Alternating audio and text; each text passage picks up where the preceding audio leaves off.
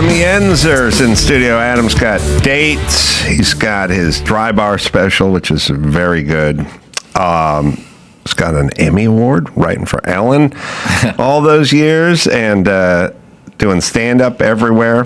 Got a YouTube show, The Canceled News. Yep.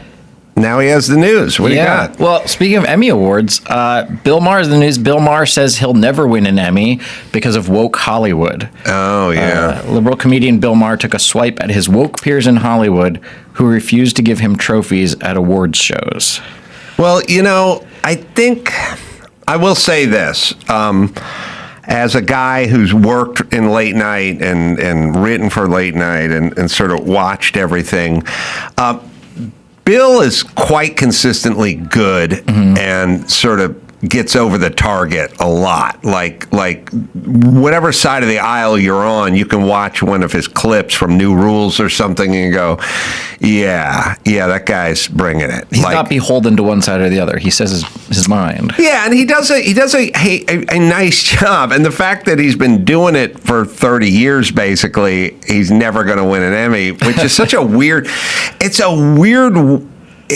I don't know what they know. Like, I don't know how much of this is intentional and how much of it is just reflexive or something. But it's like, at a certain point, okay, let's just put it to you. I'll put it to you this way. Jon Stewart ostensibly does the same thing Bill Maher does. They're older, middle-aged comedians who have been knocking around for years and years and years. They're both skilled stand-ups. They both have a strong sort of like editorial mind, and they both essentially do the same thing. It's just that Jon Stewart attacks the right, and Bill Maher sort of attacks everyone, which means he's gotten off the reservation if you're on the left. You can look it up, but I would go ahead and assume that Jon Stewart has 151 Emmys. Oh, he's a lot, yeah. And he's got 0. Bill Maher's got 0. So if you're trying to explain this phenomenon to somebody, it'd have to be the politics. Yeah, and it also seems the odds don't add up because here's his quote. He said, "Sweetheart, I've been nominated for 33 Emmys and they would never give it to me.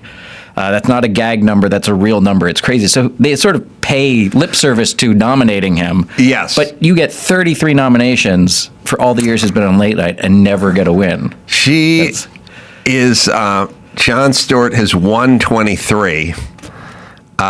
And I don't know what he's probably 23 out of 34 or something like that, but Bill Maher's 0 for 33. What was that soapbox actress, Christina Ricci or whatever her name was? Or whatever. What, he said, you really like me? No, well, sort of. She was Susan Lucci. Susan Lucci. Nominated Susan all the Lucci time. got nominated like 21 times for "That's My Life" or something, and then never won, and then won or whatever.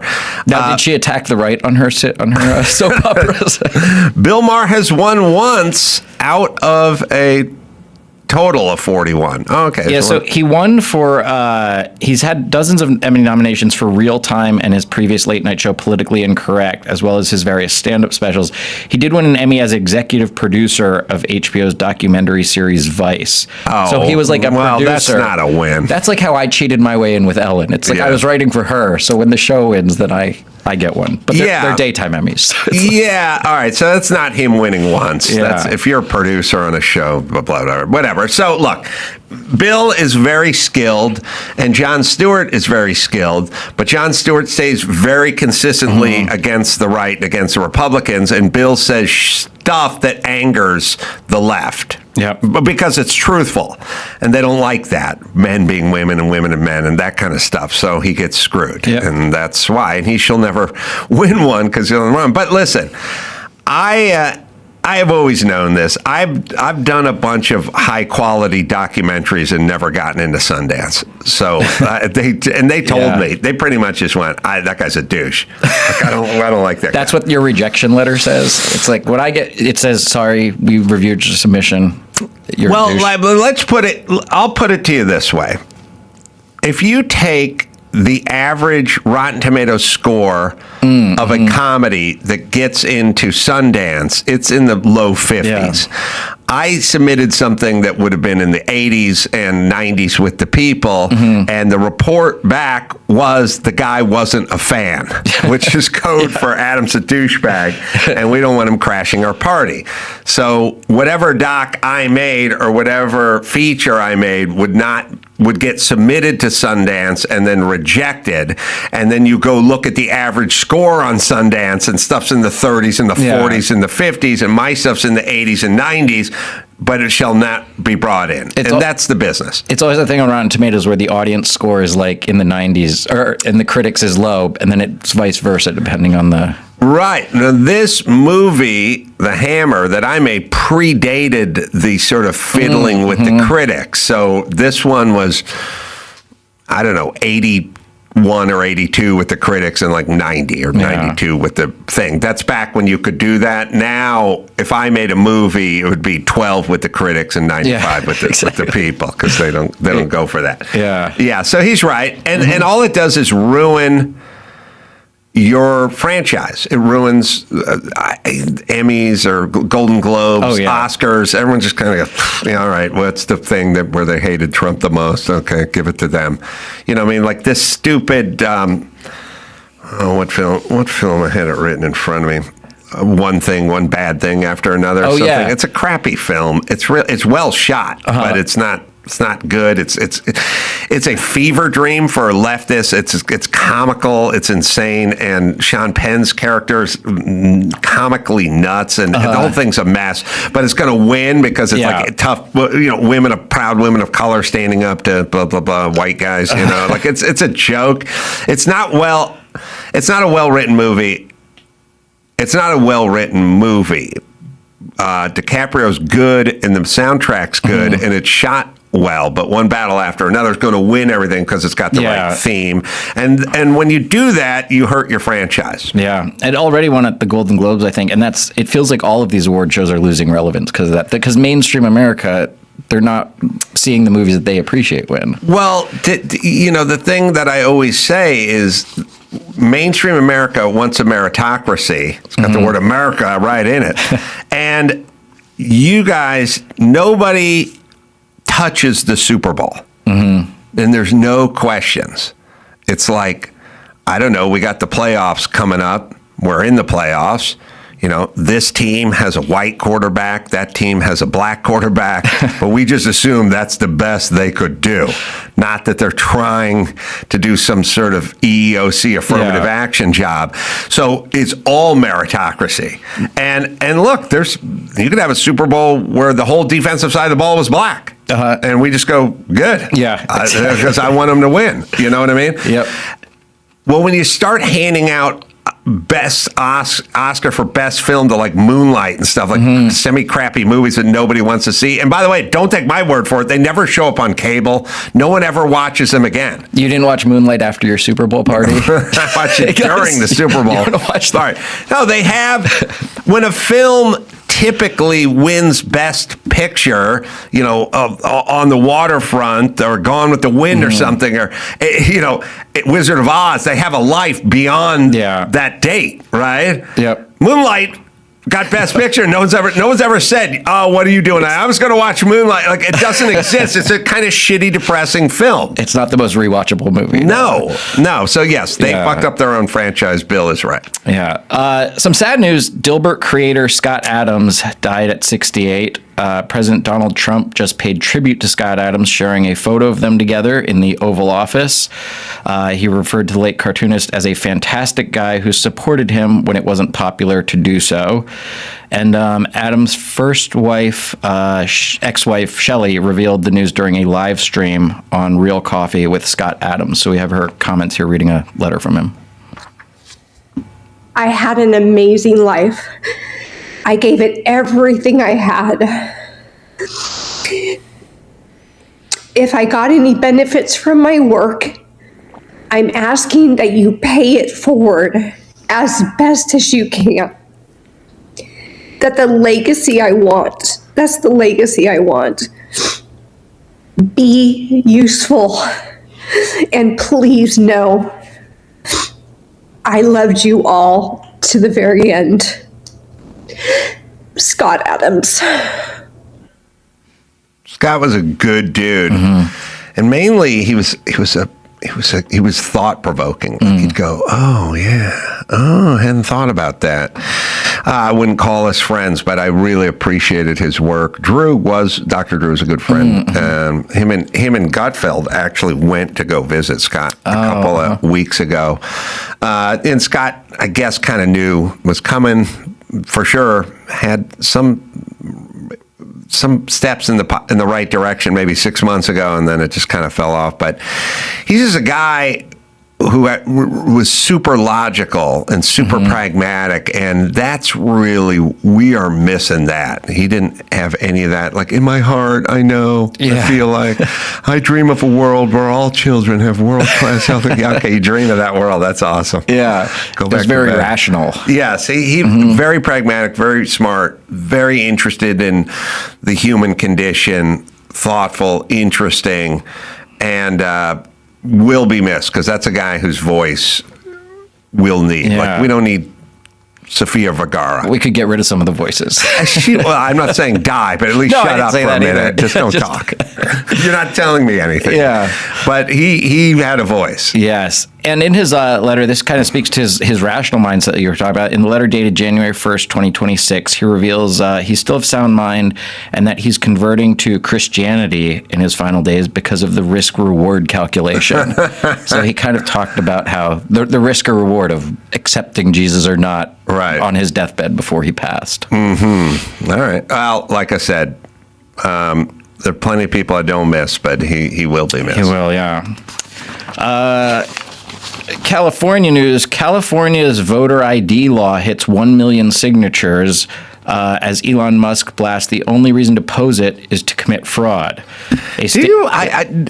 I'm listening to the Supreme Court, and they're arguing over men participating in women's sports, and then there's another talk about voter ID, and I feel like we sort of argue over nothing. Oh, yeah. And we also argue over a bunch of sort of no duh or no shit kind of stuff. Like, absolutely. Look, I felt this way. I felt this way about many relationships I've been in. Like, I don't even know what we're arguing about. I'm trying to make sure this is good or help or stop this from happening. It's not like you caught me cheating. I'm trying to do something for you or whatever it is. And like, we're arguing about it, which I think is very sort of gyno-fascistic, which I'm now starting to really start thinking about. Like, everything in California's just all run by chick think, and we just argue about everything. Listen, your ID. I mean, once in a while, somebody will do one of those insane memes where they go, here's what you need your ID for. And and it's 200,000 things, except for vote in California. Look, I think if we've established... Okay, let's see if we can break it down beyond politics. We have established you need your ID because things are important, or not important, but important, such as I just got back from doing shows in Denver. It's ID.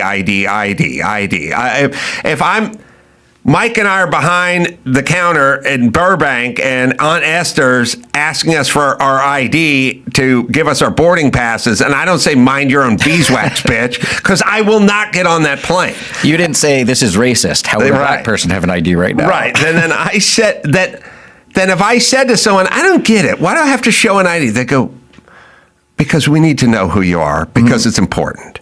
And I'd go, okay.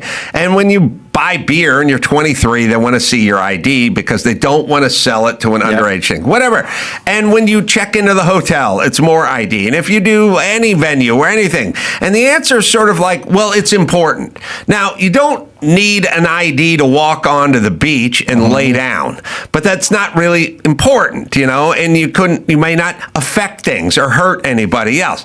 But I would argue that the same people are talking about how voting is the most important thing a citizen can do, well, then is it more important than getting on an airplane or buying a pack of cigarettes or checking into a hotel? And if it is, then why shouldn't we show our ID? Which is a weird thing, but I have a bigger, broader one, Adam. And I fucking mean it. And listen, fuck everyone with your voting bullshit. It is 2026. If you do not possess an ID, you do not participate in our system whatsoever. You are not participating. Yeah. You're not paying taxes. You're not traveling. You're not doing anything. I don't even know how it is. You would say that you are a member of our society with no ID. Yeah. You can't do anything with no ID. So I don't even want you to vote, because why are you making policy? I'm the one paying all the fucking taxes, and you're the one with no fucking ID. So if you don't have an ID, you do not exist in this society. And the only possible reason you could want someone to vote without an ID is for election fraud. Oh, yeah. There's no other reason. And the fact that these guys can do it with a straight face is insane in 2026. And it makes me more and more suspicious, because I've always been somebody who's, I know that there is voter fraud, and I think we should be doing everything to stop it. I was never like a big stop the steal person. Mm-hmm. But then it's the more and more that the Democrats push against. No, we don't want ID. No, it's like you're trying to... Why are you doing this? Why are you trying to have it insecure? Remember, see, this is that thing. It's, now they can never say what they want, so they have to come up with some other bullshit excuse. Yes. So look at it this way, and then you tell me. Biden leaves the fucking border wide open. He commissions Kamala dumb shit Harris to be the border czar who won't go to the border. And there's tons of footage of throngs of people just streaming across it, right? They're going into Texas, okay? The governor of Texas says, you know what? If you're not going to fucking do anything at the border, I'm going to pile up shipping containers at the edge of the Rio Grande and try to prevent you from coming over. And the Biden administration sues them to take them down. So are they in? No. What do they want? Yeah, it's... Now they want... Well, you go, what do you want, Joe Biden? I want a secure border. Okay, why are you suing Texas to get them to pull the shipping containers out if you want security? And having them remove barbed wire. And remove barbed wire. They don't want... They don't want any of it. They want fucking borders. They want illegals, and they want them to vote. And if you would have said to me that 5 years ago, I would have went, oh, come on, get the hell out of here.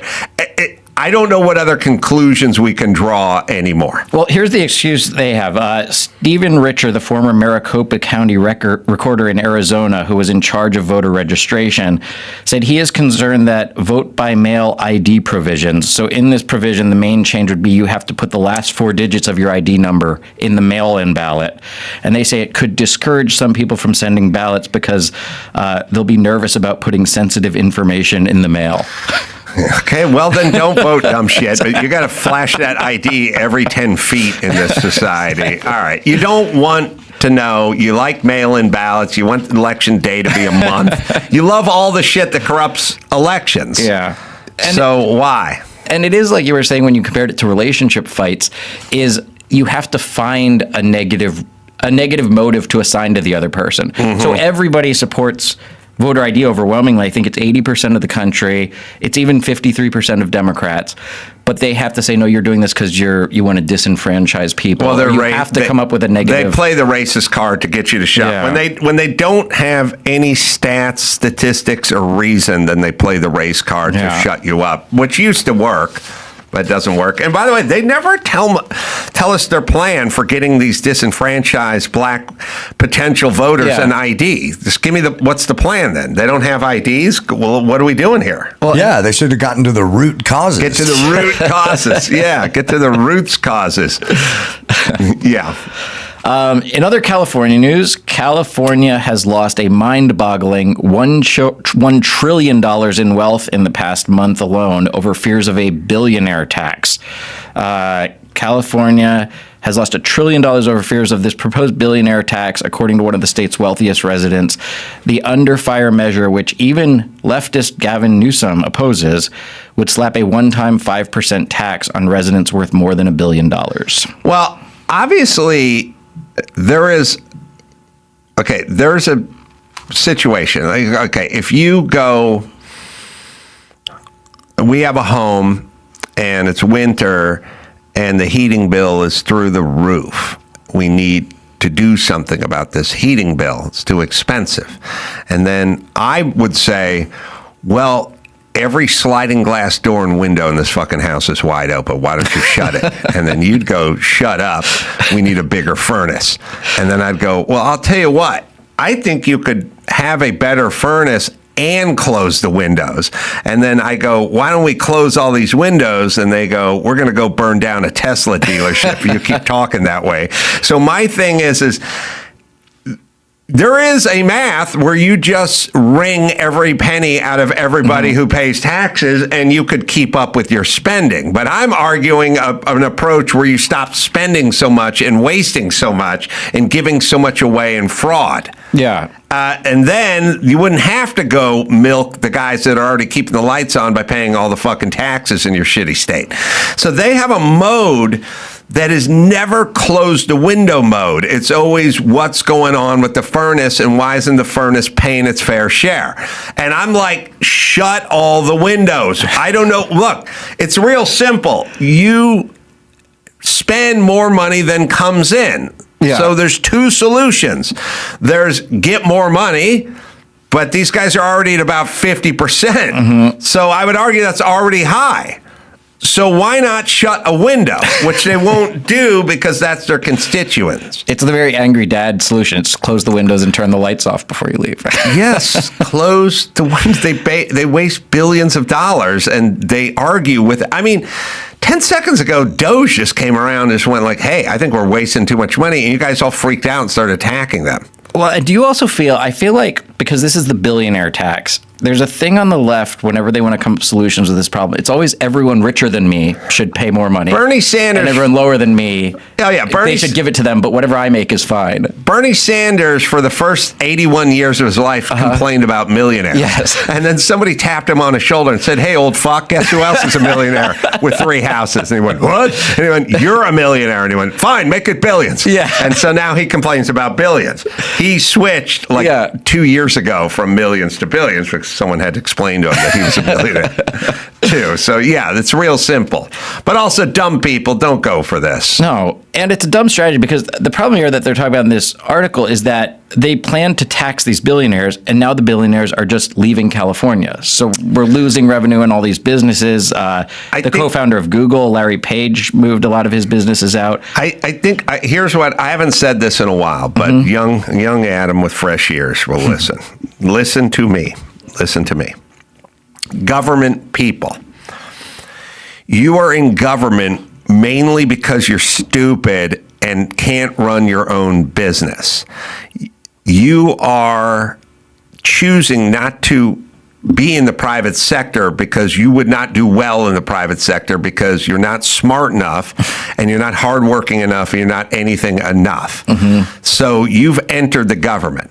Now you have a plan where you're going to play chess with people that are much smarter than you who are private sector billionaires. And the reason that guy's a billionaire is not because he gives away his money to assholes to waste it. He's smarter than you are. So you come up with a plan and then he counters with another plan and you get checkmated. And that's all this ever is. They go, we're going to do a thing where we charge 5% or 10% and a house is over. And they go, all right, I'm going to sell my house. What's the cutoff? $7 million. I'm going to sell my house for $699.99 and then I'll save 5%. Then they'll kick back on whatever. They'll do what they have to do because you think about our government. I mean, you think about how you got to outwit Maxine Waters, everybody. The bar is set very high. The bar is set very high. You better be a master chess champion, a grand champion. And you have to look at her just grimacing, frowning face staring at you. Have you seen how dumb a lot of these fucking people are? And it's, Gloria Sanchez Escuela from the city council is going to out. You think she's You think Elon Musk is not going to be able to get one over I don't on even her? know if that was a real name or I a made made up up a fake name. name. It sounded totally credible. I made up a name. Whenever they have three, Yes. this always makes them dumb. And she's the first Latina. And she's trying to argue with Elon, and Elon's going to pick it all up and move it to Texas. Yep. And you idiots are going to be left with nothing because they're in the business of making money. You're in the business of wasting money. So you're fine. Yeah. You always will have business. These people have to make these decisions. They have stockholders. And Elon's the perfect example you're talking about where they're trying to outsmart people that are way smarter than them because they hate Elon now. And I see people on social media comment that they think he's unintelligent or they try to talk down on him. And it's That's like so he's funny. built billions of different corporations. Now we're getting into like major chick think where chick with her Chicano studies major from the junior college like goes, Gloria Escuela. I think that's what she majored in. What has Elon Musk ever done? Nothing. Yeah. Like, okay. He thinks he's smart. He's not smart. He's dumb. It's like, okay, all right, keep talking. Now you sound a little dumb. There was a woman, there really was a city councilwoman in San Diego that about 5 years ago, she was just like, fuck Elon Musk, get the hell out. Like, just leave. And he's like, all right, I'll take me and my 17,000 jobs. He'll leave in a rocket and then catch it in Texas. Catch it. Yeah, right. And you invented a recipe for I was going to say gazpacho, but ever since Tim Walsh said gazpacho instead of Gestapo, now I get confused. I got to find that clip. It's a great clip. It's San Diego councilwoman telling Elon to go fuck off, basically, is what it was. The person who famously tweeted "fuck Elon Musk" is Lorena Gonzalez. That's almost the name you just made up. Escuela Sanchez, who at the time was a California State Assembly member, not a San Diego City Council woman. She resigned from the Assembly in January 2022 to lead the California Labor Federation. See, now we have dopes. We have someone who tells Elon Musk to fuck off running a labor organization. The tweet posted in 2020 was in response to Elon Musk's actions and comments regarding the closure of the Tesla Fremont factory. Right, so he's moving on. Oh, over COVID-19. Okay, so she's always comes back to so she was a prominent San Diego area politician, later member of the San Diego County Board of Supervisors. She was a state-level official when she tweeted, all right, so we got a bunch of dumb chicks fucking up everything, and we're going to have to fix that.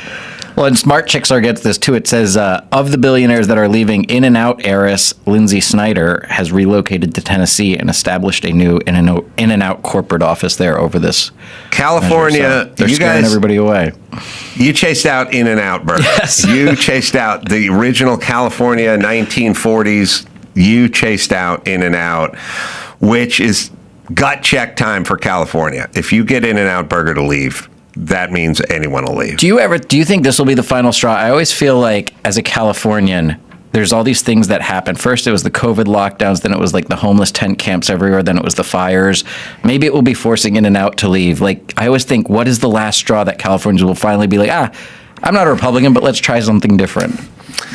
They have a unique ability to kind of stay the course regardless of anything. I grew up with these people, so they're not in the business of ever admitting they're wrong. Yeah. I mean, they literally, with a straight face, will go like, Joe Biden was one of the best presidents this country's ever had. Meanwhile, Trump's got some kind of mental disorder. It's like, wow, you really ride this one out, can't you? So disappointers always, no. My saying is disappointers never disappoint, meaning all the stupid idiots who make all the horrible decisions and do all the bad voting never learn from from anything that goes wrong. Now, will the people kind of swell up a little and sort of at a certain point go, I live in the Palisades and, I vote Democrat, but I've been trying to get a permit for 6 years and I kind of like my permit, so I'm just going to vote for another guy. There might be some of that. I think there will be. All right, Adam. Good job. Thank you. By the way, with that news, very strong. I'm going to be in Oregon Friday and Saturday. Grants Pass at the Rogue Theater, and then off Saturday to Bend, Oregon at Midtown Ballroom. And then New York, Rodney's, that'll be the 29th. But lots of shows coming up in New York and D.C., and I think RFK Jr. is going to come out to Nice. Kennedy Center. Enjoy it. I don't know. Trump put his name in front of his family's name at the Kennedy Center. He called and wanted to come out. I don't know. That's awesome. That's funny. Adam, you got dates? Oh, yeah. Yeah, March 4th and 5th, I will be at Snappers in Fort Myers, Florida with Yakov Smirnoff. Oh, we love Yakov. And Erica Rhodes. You can go to Punch Up Live. They have all her dates. Until next time, it's Adam for Erica. And Adam saying, mahalo. Billy Bob Thornton calling out celebrities who bring politics into award shows. During a recent interview on the Joe Rogan Experience, the 70-year-old actor shared he really doesn't care about awards anymore, saying he's got plenty of them and won most of them under the wire when awards were still kind of real. He started talking about how there's a time and place and it's not during award shows. You should just stick to what it is. Don't go up there and talk about saving the Badgers in Wisconsin or something. They could use it. That team fucking sucks, Jay. They are terrible, by the way. They weren't always terrible. Dude, they weren't always. They used to be a real problem. The punter had the most passing yards this weekend. The punter. He was 1 for 1 with 24 yards. That was the punter this weekend. Yes, the most passing yards. So, yeah, I do believe we have a clip. That has thrown you in jail, you know. But there's something about having heroes that are unattainable for you. That way they can stay in that magic spot. So I think we've lost magic and mystery and all these things. You know? It certainly happens when you hear actors talk about politics. Mm-hmm. When actors become activists, it's like, okay. Yeah. Oy. Oy. I donate to a lot of charities, mainly children's stuff, but nobody knows it. I don't go to the award show and talk about it when I'm getting my award. It's like Ricky Gervais said in that skit of his. You know, he said, He said, "Look, you know, come up here, accept your little award, and fuck off." Yeah. You know, I think first of all, unless you have really studied stuff and really know about a subject fully. Who the hell would want to listen to an actor or a musician talk about politics? You saying that to Joe Rogan? You know what I mean? It's right. like, are we supposed to follow this? I mean, if we are, what if they lead you down the wrong road? And, you know, and politically, I call myself a radical Muslim. I'm like very strong. All right, in my we get opinions. it. This is the New World Order. The endorsements don't work anymore. Mm-hmm. He's a good guy, Billy Bob. You ever had him on? No, I'd love to talk to him. I interviewed him once. He was a huge prick. Really? Yeah, huge. Yeah. And then he wanted to, apparently his people wanted to make up for it, so they rescheduled it twice, and both times he didn't show up. Was this on radio? Yeah, radio back in Minneapolis. Yeah. What happened? I don't know. He was doing something, his, what are they called? Like the Box Trotters? He's got a band. Oh, yeah. Yeah, he's got like a country band or like a Americana band or something. They were coming to town. They were doing a gig. We did the interview. It went poorly. It was one-word answers. You could tell he was just in a bad mood. And then his press people, we called and said, we're not going to air it. And really? They said, we'll don't worry, we'll make this right. They rescheduled the interview. I'd air it on the hour. Yeah, 2 minutes came back, and right before they were about to go on with him, they call and go, he's got to cancel. We got to push it back. Can we do next week? Sure. Did it again. And then finally, we just went piss off. We're done. He was in Bobby Hollander in the box tops. Give me a ticket for an aeroplane. Ain't got time to take no fast train. Lonely days are gone. I'm a coming home. My baby, she wrote me a letter. I don't care how much money I gotta spend. Got to get back to my baby again. Lonely days are gone. I'm a coming home. Hit it, Joe. My baby wrote me a letter. Well, he wrote me a letter. No, come on. He couldn't live without me no more. More news. That's the box tops. It's the fucking suck tops. Billy Thornton and the Box Masters. Box Masters, that's what it was called. But Box Tops, Dawson, wrote me a letter, right? Correct. There was Alex Chilton? There was Alex Chilton, Dawson? There was a time when a 16-year-old. There's a time from like 68 to like 74 where Jet Airlines came in, and they're like, got me a ticket on a 747. It's like, it was a nonstop plane talk. Like, I'm taking a jet, I'm leaving on a jet plane. There's like 37 songs from 68 to 74. Because before that, there was no jets. And then after that, we've gotten over it. Like, no one goes, I'm on an Airbus 321 coming back to you. You know, it's like, it's ubiquitous. I saw my baby in the Waymo. There are nothing but funnier in big. my head. Steve Miller, big old jet airliner. I mean, Paul songs, Pena wrote it. They're all songs dedicated to air travel. Credence. And 727 coming out of the sky. But they're literally calling out manufacturers of aircraft. It was only from like 68 to 74, because by 81, people were like, yeah, okay, there's planes. Who gives a fuck? You know what I mean? And before that, no one took it. Yeah. But they become like every third song was like, give me a ticket for an aeroplane. I was like a big deal. Like, Before that, it was gypsy. There was a lot of gypsy. a lot of gypsy talk. Yeah. Gypsy. There was gypsies, and then there was Cajun queens from New Orleans. There was a lot of talk, and there was airplane talk, and there's not really any more. They got from airplanes to like, there was a little starshipy, UFO-y kind of space travel-y, rockety. There were certainly trains, stuff. like R&B. I am telling train you, talk. I used to do this all the time. I haven't done it in a million years, but you can break down our culture into segments, like White, black. Yep, Hispanic. No, we did. There was like jet, like stuff when the 50s and the 60s. It's like rocket and jet. And like in the 80s, it became stealth. We had stealth fighters and stealth cologne and a Dodge Stealth car. Like, we got stealth. We loved stealth. Like, and there's turbo. There's like turbo. We had a turbo phase. We had a stealth phase. We had a jet phase. We had a rocket phase. Like, you can kind of name, because they name colognes and stuff after. It's not like they're talking about jets or rockets. It's the stealth. There was a movie called Stealth that came out. But there's no cologne called Boxcar. No. There's a big train thing, too. That's Midnight right. Train to Georgia, when the train left the station. My baby's on the train. Uh-huh. Yeah, extreme was a big thing. Like, you can, each era has like decade has like a name. We're all into stealth. Somehow stealth came out and we liked it. You know what I mean? I mean, like I said, Dodge named their car Stealth. You know, they wouldn't name it before that or after it.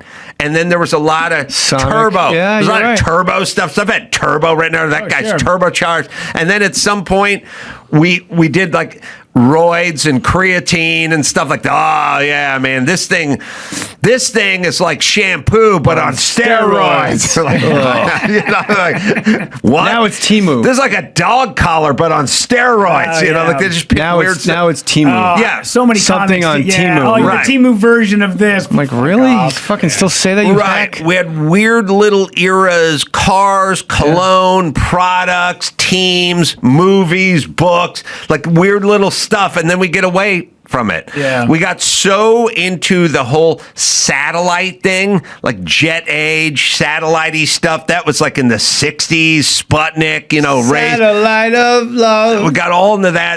Then somehow jets took over, and then stealth took over, and then turbo took over. And now we're into God knows what. But it was like, it's a little thing. Yeah. So everyone who wrote a song between 68 and 74 just went, we need some jet. Were you going to write 68 to 74 again? I'm going to write it again because I crossed it out. Mommy. Everyone did it. Yeah. I can't help it if I have insights that others don't possess. No, I just love that you write your own note as you're talking. 68 to 74. And you reference it. Give me a ticket for an aeroplane. I can't even say airplane. Big old jet Jet airline. It's Seven- aeroplane, yeah. Give me a ticket for an aeroplane. So far, that's your only example. You just keep saying one Big old example jet 14 airliner, times. 737 coming out of the sky. Was it crashing? There's I'm leaving on a jet plane. Don't know when I'll be back. Peter Paul and Mary. Oh, babe. You could find 14 Jet songs Yeah, for in sure. that era. Yeah, Leonard All right. Skinner should have wrote a Jet song. Yeah. Oh, that'd have been great. Just to come back and be like, fuck you, Jets. Yeah. The best part of the whole Leonard Skinner story is the guy Artemis Pyle surviving, crawling to a farmhouse, and they Yeah. shoot him. Yeah. The drive-by truckers, who are all kids of the Swampers, they did a great double album called the Southern Harmony, the Southern Rock Opera, and they got a song that's "Shut Your Mouth and Get on the Plane." Oh, wow, It's yeah. about I like that song. by the Paul McCartney had Jet. Just the simple song. And there was Jet. Minneapolis had a band called, was it The Jets? Yeah, the Jets. Yeah. Yeah, had the Jets. It was like an R&B, like Could have been called the Jerry Curls. yeah, okay, yeah. Yeah. The Jets. Was that yeah. "Love Me in a Tender Way"? Oh no, No, it was kind Special of El way. DeBarge. Yeah. It was kind of Jets, DeBarge. the Jets, yeah, for sure. It There was a part family. of that. Roger from Miller had a song called "Boeing 707." Really? 707. I feel like I'm gonna get a It's text. early. It's early. I feel like I'm gonna get a text from Dawson tonight just with more Jet titles. JJ, by the way. Did he get a VIN number on that? Or just that Boeing 707? Yeah, they were. It was Rudy, so. are you up? It was so extreme back then that they did. Yeah, put it. God, Dawson, go on an internet search of all the Oh, no. Jet-related Yeah. songs. There was a 747. Right now, the listeners are just yelling shit at their car radio. All right.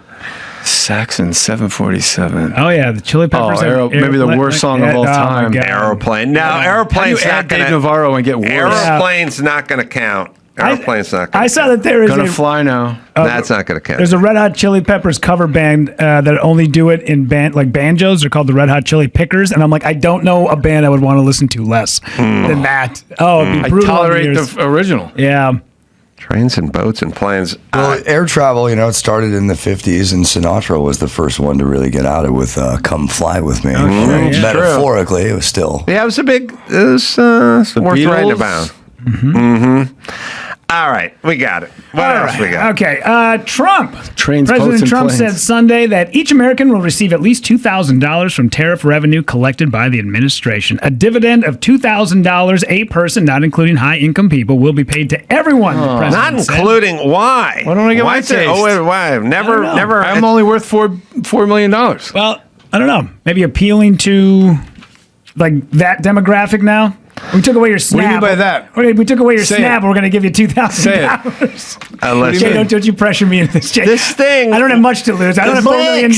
as a rich guy, you pay for everything, and then whenever there's a rebate, you never get anything. Yeah. That's only for the other people. Well, this is when I knew the government was completely full of shit. Like, not even the government. That we were in this, what do they call it when you're in a dream? You're in a simulation. Matrix. We've been told, thank you. We've been told since I was in grammar school that we're billions of dollars in debt. Right. Two things. The rainforest, I was told in 5th grade, the size of the United Kingdom gets taken down every year. Yeah. So if that was the case, it was gone. it wouldn't be a tree from here to Jupiter. Right. Okay. But the real one is we're billions of dollars in debt, trillions of dollars in debt. Then the shutdown happens during COVID. No restaurants are open. You can't pay rent. You can't, no service stations, no restaurants, no nothing. Yet we all get like a $2,500 check in the mail from the government. So if we're Yeah. that much in debt, where'd all this fucking money come from? I'm like, oh, you shell game motherfuckers. Yeah. Give me my money. Fuck you. Pay me. I want my $2,000. I'll tell you why I want the $2,000. I'm sending Jeannie to the front of the line with her hand out. It's not going to I make need my it. $2,000. It's not going to make a difference to me because it's not going to make a difference to me in my tax You're bracket. flying coach. What do you mean it's not going to make a difference? But I would Why did put I it say that towards like something. Colin. I would put it towards something frivolous. Like what? I'd like try to find. I'd go to like Barney's of New York and go, give me your most expensive pocket square, and they'd be yeah. like, we have one that's made of Persian silk for $1,900, I and know I'd what go you would give it do. to me. Yeah. The sharper image catalogs right Go over there. Like get one of those vibrating seats from the airport. Yeah. Yeah. Put my wang on it. Pull Or- your balls off while watching the personal. I'd give Bobby Hollander a proper burial Yes. because he never got a proper burial. Give him to Dennis Wilson. That's right. It's C. I would just send it right back to Trump. Get in his good graces. Be like, my man, I can't take this. You're By too the good way, to me. yeah, Ron Jeremy's never getting out of jail, by the way. Just Good. He's a circle fucking back. animal. It's also weird that he needed to rape people when he got paid to have sex with It's people. weird that you can prove rape on a porn set. Yeah, I know. He did it like You got to really get your money's worth. he did like in the room in between, porn shoots and stuff. It was crazy. It was crazy. disgusting. It's disgusting. He's a fucking piece of garbage. Yeah. I hope somebody's puncturing his pancreas with their cock right now. What do you got? Bill Maher just confirmed those wild 90s rumors that he used to rub one out before filming his show, saying that it is 100% true. Right on. On his Club Random podcast, Bill explained the only way that he could sneak in a nap before filming, politically incorrect. His wild nights out clubbing left him dragging in to work hungover and desperate. Everything went smoothly until someone clocked the Jergens in his bathroom, and boom, the story got out. Wait, what did they do to the Jergens? So they must have put like a line on the bottle, and then yeah. they saw how Clocked it. Yeah, they clocked it. Clogged. Yeah. yeah. An article in. Do you remember there was a magazine called Entertainment Weekly? They said that I masturbated before the show in the dressing room. Why did they say that? Because I did. Why are you telling Cheryl Hines this? Yes. Not often, but Not often, but you had. you know but- what? Here's yeah, the thing. Tell me. This is the 90s. Okay. Oh. I mean, we taped every day. I'd come in and hungover. Not hungover, But- just like, did I get enough sleep? No, Not because I really. was out late. Yeah. Drinking and clubbing and whatever. Yeah. And then, Fucking. this wasn't a lot, but yeah, sometimes I was. And so, like, I could always get a nap if I jerked off first. Okay. And I think one time I forgot Poor to lady. remove the She's a Jergens groundling from through and the through. Dressing room? No. yes, From where? from the toilet area. And then somebody Oh, okay, so you did it in the bathroom. That's reasonable. Noble. Yeah. I mean, haven't you jacked off in a trailer on a set? Yeah. Yeah. I mean, I don't know about trailer, but certainly young men will do it wherever they are. We're ready for you in a minute. for a prolonged period of I'm time. watching Harmony Wonder. Yeah, I mean, there was always that. You could figure it out wherever you were at some point. Because the trailer rocks. I didn't do a lot of trailering. Yeah. Oh, I mean, like Dawson's Creek, guest star, probably had a trailer. There was I've that. done it in every conceivable. Do you think our dads jacked off as much as we do? I It's don't. horrifying. Yeah. I don't. I think they just smoked pipes and wore cardigans and Yeah. complained about Asians and stuff. Wore glasses with no lenses. Wore glasses with no lenses. Dad was too Clear busy running lenses. away from child support to be able to jerk off. Yeah. Yeah. You're like, who's the other Minnesota guy who's just on More Stories?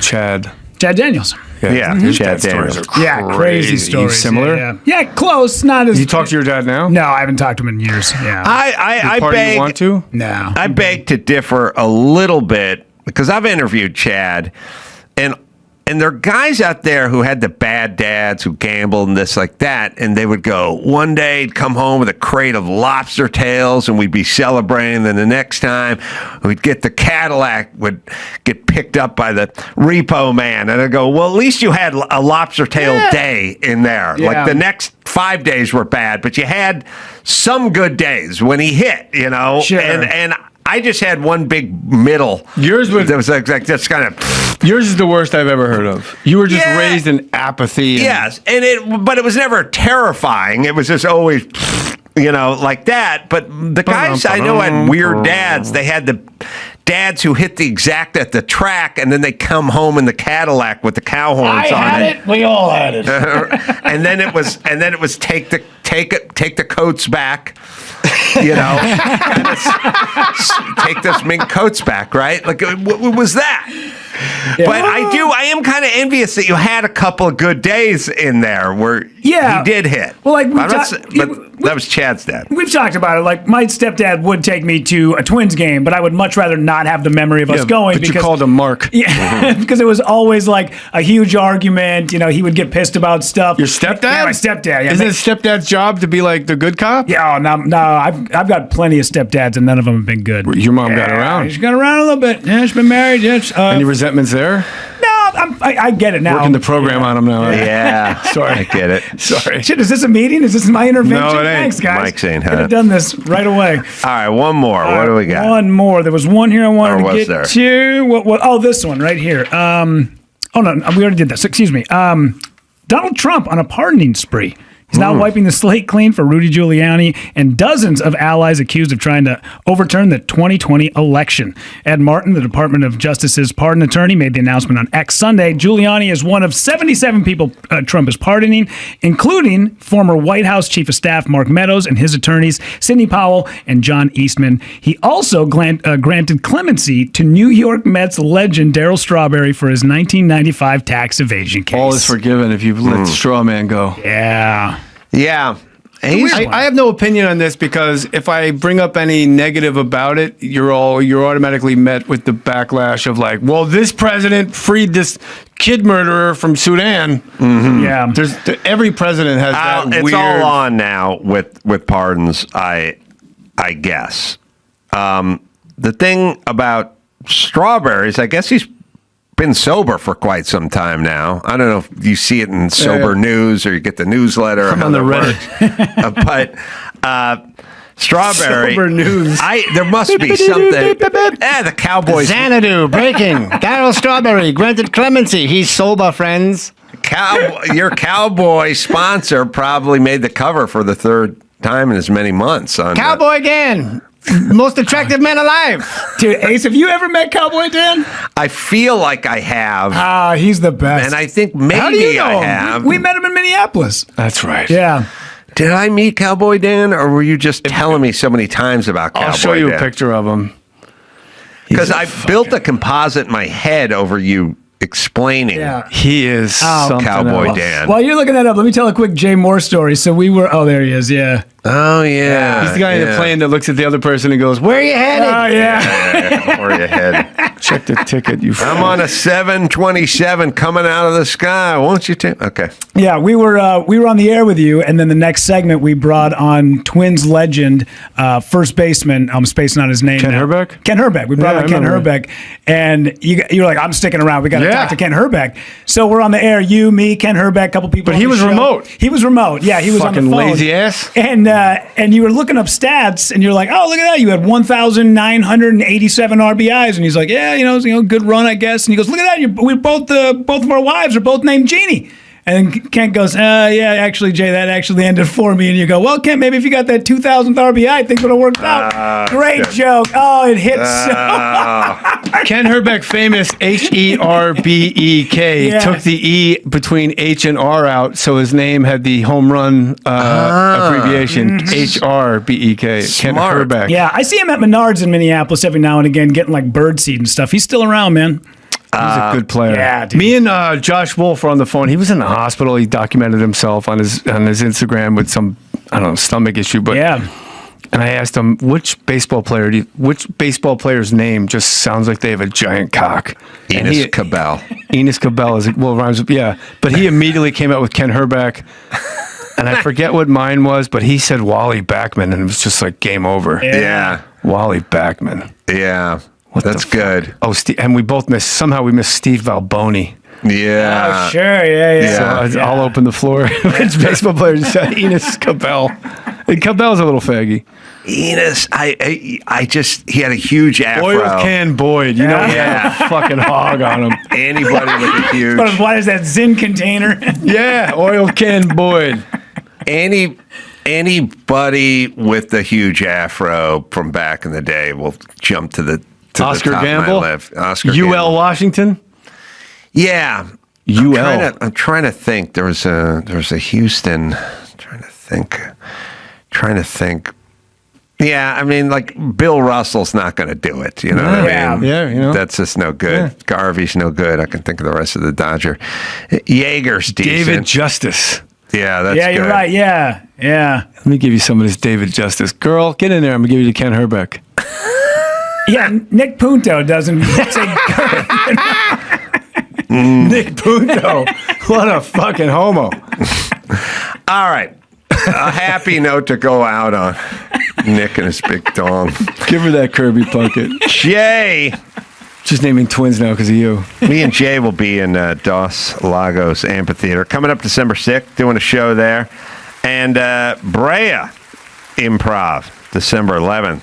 Oh, I forgot. I'm so off the road. I forgot I'm playing Brea. I should start promoting it. Yeah. Come see me in Brea December 11th. How's Jay's that? a great stand-up, and Brea's a great club. More stories as well.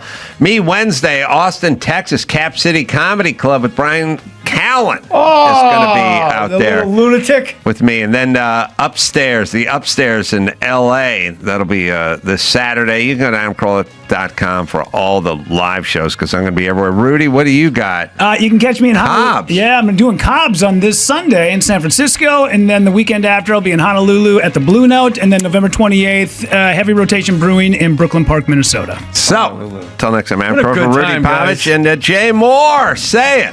Mahalo. All right, let's do some news. Let's do it. Well, a 29-year-old man has been arrested on 2 felony arson charges for torching the warehouse operated by consumer goods company Kimberly-Clark in Ontario, California. He actually filmed himself after he lit this fire. Did you see any of this? No. Oh, this is wild. Yeah. It's just a huge warehouse. Huge warehouse that this dude lit on fire. And he was screaming about, one of the things that he yells is, all you had to do was pay us enough to live. He works at the warehouse. And he started the roll of toilet paper? He starts a couple of these pallets that are filled with paper goods on fire. It's pretty insane that one guy with a $2 lighter and a little wherewithal could take out an entire 100,000 square foot fucking live. facility. You know, we may not get paid enough to fucking live, but these bitches dirt cheap. All you had to do was pay us enough to live. All you had to do was pay us enough to fucking live. All you had to do was quit and go get a different job somewhere that paid you better. How about you get a fucking skill, bro? Yeah. All you had to do was pay us enough to live. Listen, any male, especially without a bad back and under the age of 40, is about a year and a half away from an actual skill. You guys want to fucking be barbacks and watch fucking ESPN all night and try to get chicks' phone numbers or have sort of stupid shit retard jobs. But you want to fucking go out and apprentice and you want to learn something, you can learn something. Absolutely. You don't want to work, but if you want to work, you're about 2 years away from getting paid a lot as an electrician or a plumber. But you never do it. You never avail yourself of it. You just fucking rot in a warehouse. Yeah. So this warehouse had to have fire sprinklers because it's a modern-esque warehouse. But I guess if you light enough pallets of toilet paper on fire. Yeah, I imagine so. It didn't say anything about the actual inside of but you could tell from the photos, the blaze it lit the whole damn thing on fire. Is it like 100,000 square feet? I mean, that thing was a huge facility. It didn't say in the news report. I didn't see it. Oh, you know what? Never mind. Actually, it's buried here. Intentionally setting fire that engulfed the nearly 1.2 million square foot building. Whoa. That's a lot of fire. Yeah. About 20 employees were inside the warehouse when the fire broke out, including he himself, who was arrested for felony arson. Man. Now, what's the best thing? I'm trying to think. Paper towels, pretty good kindling. Yep. Toilet paper, good. Paper ass gaskets. Those go up pretty fast. Those are nice. Yeah. I would say I put third maxi pad. Oh, you got a cardboard box. You got a lot of cotton in there. Yeah. Adhesive strip. Yeah. That always gets the fire started. Yeah. Yeah. Do they have any sort of those wipes, like those butt wipes, but instead of the soft ones? Too moist. But are they? But you have ones that are alcohol based for cleaning. Do they have some sort of? Well, they do, because once Jimmy wiped his ass with the Clorox ones. He thought it was the ass wipe for the ones, and his wife left out the sink wipe ones, and he burned his ass with the Clorox. Crazy. So I can't imagine. By the way, here's how guys are.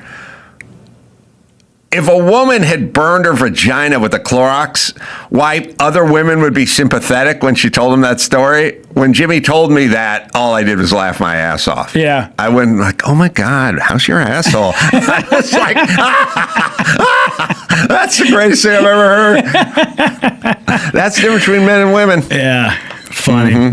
All eligible men will now automatically be registered into the military draft pool by December as part of an effort to streamline the previous process of self-registration and to save money. Most men between the ages of 18 and 25 are already required to register with Selective Service, but automatic registration was mandated in December of 2025 as part of the fiscal 2026 National Defense Authorization Act. All right. I'm all for more people Absolutely. doing more shit. Yeah. There's too many fucking lazy dudes in this country. Yeah. And that's part of the problem. I was a little bit past, I was already 21 when 9/11 happened. And since I'm the last male in my family, there was conversations about like, hey, there's a couple of us that are just sitting around doing nothing in Wisconsin. Maybe it's time we jump into the service. We talked to a lot of the recruiters who said, well, because of your situation with your family, you're never going to see active duty. But there is, if you want to do behind the scenes stuff, you're more Because than you come from a family of pussies. pussies. Yeah, a lot of pussies. That's why they were like 5'6", all 152 pounds of you. Come on, buddy. They wouldn't let you because what with their family? Because I'm the last male in my family. I have no brothers. I have no cousins. I was the only male in my family. So they said you can still join though. You can still go in. Interesting. It's interesting that they factor that in. Yeah. Well, there was it started because of, I think you and I listened. Saving Private Rudy. Yes. Well, it started because the Sullivan brothers from Waterloo, five of them. There was five of them from Waterloo, Iowa, who went to the service. All five boys were killed during the service, and that's where it came from. So, yeah, this is great. Absolutely. I think it's, man, I always say if I could go, I'm reading Rob Riggle's book about Spit, Grit, and Never Quit, Marine's Guide to Comedy. And he talks about being a pilot, and that's my biggest lament is not becoming an Air Force pilot. Because I'm the size, I'm small. I wish that would have been the thing I could have done, and never panned out.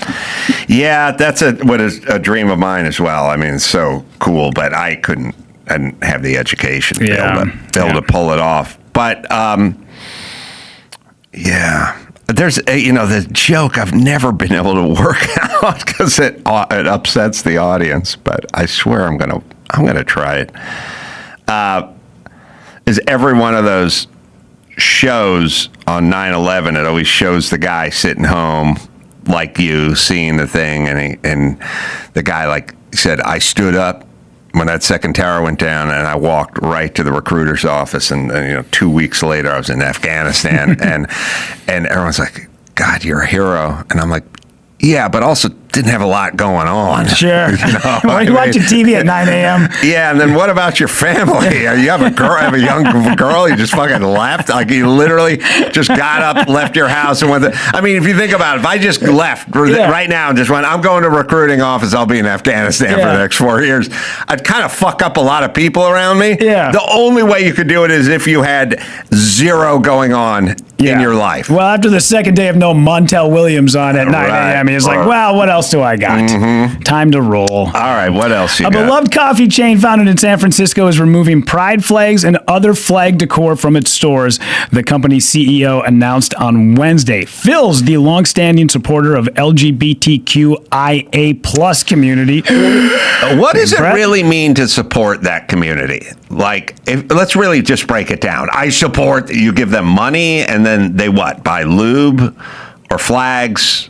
Yeah, dad's love. Cock rings. Like, what does that mean? Like, I support. Like, I don't know. Without your support, would they be okay? Would gay men be around? Would they be allowed to get married? That's a good question. I don't think it means anything. No. I don't think Jesse Jackson has done anything. I don't think Al Sharpton's done anything. I don't think Black Lives Matter. I know Jennifer Newsom's very close to the LGBT community. What the fuck does she do? And then how does that work? It works by saying, we support you, so can you please come to our coffee shop and spend money so we can make money and be supported? All right, and here's a flag with your colors on it. But other than that, I'm not sure. Like, that's as far as it goes, and they will also throw a sign that says what they will tolerate and what they will stand for. I do like that. There was a Phil's Coffee in San Diego. You did 20 minutes on this because you walked by it early, and it was one of those signs where we accept everybody. It was on the way to San Diego. It was like halfway to San Diego. Okay. Yeah. And that was a Phil's Coffee. Yes. And it's here we believe, no one is, and we believe in, and we and believe you just want some fucking coffee. I took a picture of it and made fun of it for 20 minutes on stage. There's a picture of it somewhere. I don't know, Phil's Coffee Creed or whatever. It's the same bullshit the neighbor with the sign on the lawn believes in. But here's what I'm saying. Mark Garagos' attorney is an Armo, and he fucking loves the Armenian community.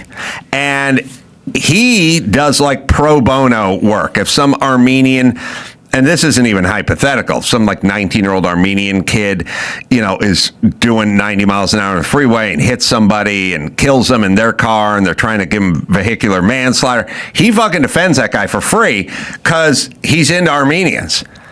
You guys are into the LGBT. What the fuck do you ever do? Mm-hmm. You put a stupid flag up and do nothing. Mm-hmm. And by the way, what then? What? And what do they need from you? You know what I mean? Yeah. Like, what does the gay community need from you? Like, how's it even work? Yeah. Besides a hug, I don't know what else could possibly be. Well. Anyway, they're Phil's Creed. It's fucking retarded. Well, what's funny is the workers of this particular franchise came back and they're starting to revolt a little bit. And basically, all he said was, "Listen, we're taking down the flags because we can still stand by you, and we just don't have to." Put your sort of decor and put your stuff in the window. And also there's other people who might not be into it that, hey man, we're not here to like make a statement. We're here to sell coffee. So we'll support you, but we also want other people who don't believe the things that you believe to be able to come in and enjoy our product as well. And he's taking a lot of heat for it. I should talk to Dave Rubin because he's gay and he could tell me what Phil's Coffee's doing for him, or what the gay community, or what Jennifer Newsom is doing. All those who stand by this, what the fuck are they doing? We're living in such a fakakta world now. Sorry. Yeah. What else you got? All right. So speaking of, I mentioned this earlier, but there is a wild video captured when two women brawling across the top of a coffin after realizing they had both been dating the dead man laying This inside. can't be in this country. This is an out of country Man, thing. you hit the nail on the head. I always know an out of country. Yeah. I know an out of country clip, and I don't know why. And by the way, it looks to be sort of Hispanic women, but also semi-white women. I don't know. You could go, well, of course, but I live in L.A. I can go out and see Mexican chicks fighting all day long who are from here, and I could film them, and that'd be from here. But this feels out of country. But anyway, here we go. They're literally pushing the lid back and forth. Yeah. It looks like somebody's got her by the hair. That one woman, that somebody grabs her by the hair. Women be fighting. Yeah. They have trouble with impulse control.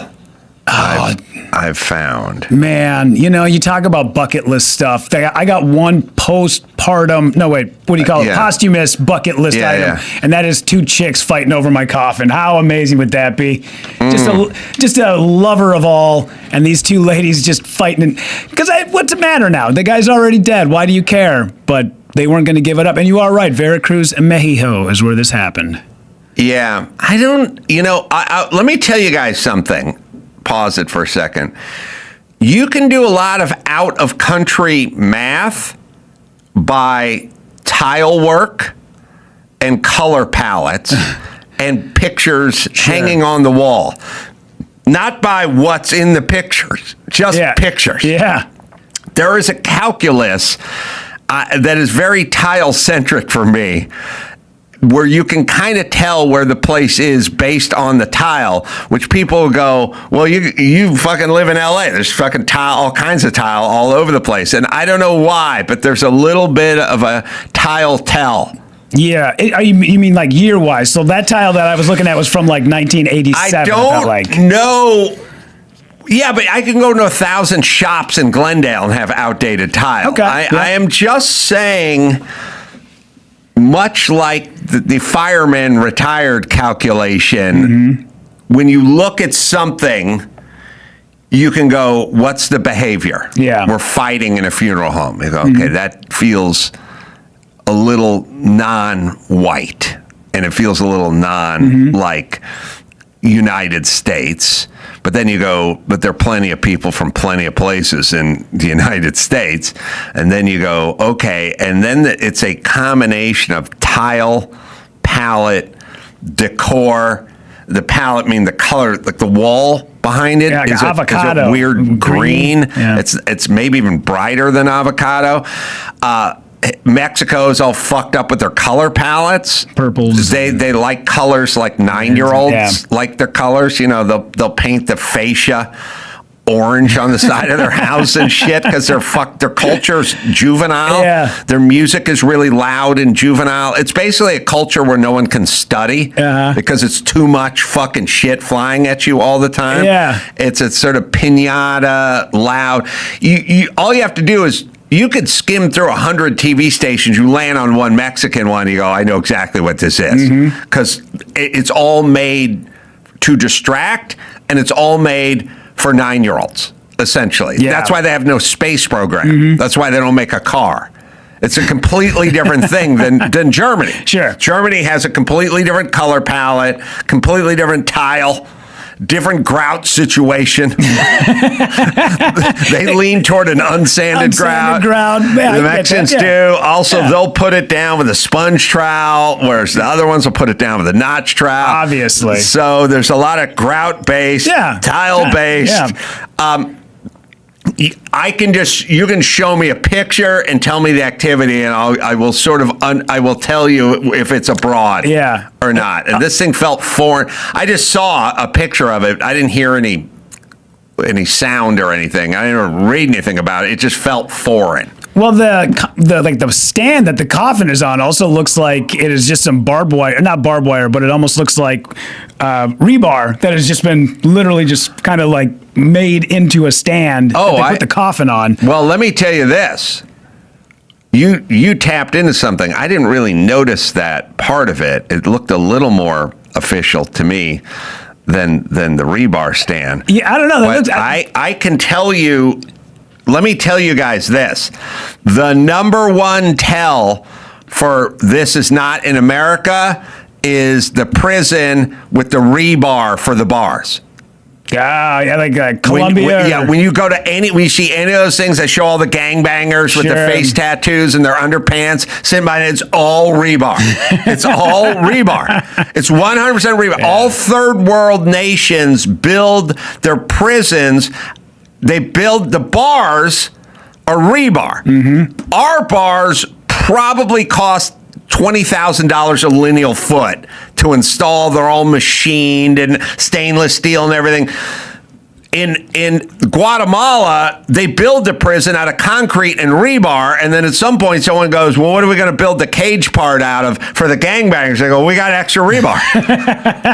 And they go, well, that's not a prison cell. They go, weld the fucking rebar together. You think they're going to chew through it? Yeah. They're not going anywhere. Sure. Yeah. What's their grout situation looking like to you? They're definitely unsanded, right? They want to make it as uncomfortable as possible. They're not a silicone grout-based society. I'll leave it at that. I'll leave it at that. I don't want to attack the good people of Guatemala. Whenever you see rebar, by the way, saddest, rebar at the zoo. When you see rebar holding that line in, that is some third world shit right there. We got official bars for everything, and our rebar only goes in concrete. Yeah. Gangbangers and polar bears, man, behind that rebar. Sad. You do not want to be in a prison that has a rebar fucking bars in front of you. You are fucked. If that's it, and if you're a polar bear, you don't want to be in a zoo with rebar. All right, so everyone coached up? We got it now. Yep. I'll be in Phoenix this week. Are you going to be out there, Rudy? Desert Ridge? I will be there with you, man. Improv, 5 shows. Rudy's a really strong comic. Friday, Saturday, and Sunday. You can go to the merch store. We got our new racist shirt available for you guys. You can check that out at adamcarolla.com. And the Home Depot vlog is out, everybody, so check that at adamcarolla.com. So, let's see, Rudy, give a plug. Yeah, I got a bunch of dates right now. I'll be in Chicago, I'll be in Arlington, Texas, and then I'm with you in Phoenix. So check out rudypovichcomedy.com. And Ed Elson and Rudy and Adam saying mahalo. When people are trying to kind of figure out Newsom and his rap and like what does he do? It's a kind of effective, it's a sort of magic act that you know is all bullshit, but it kind of works. Okay. You know what I mean? On a lot of people. It's a kind of DJ Khaled. Like, I don't know what the fuck that guy does. He doesn't play an instrument. He's a fat oaf who can't sing, but somehow a lot of people follow along and they kind of like him, you know? This is what,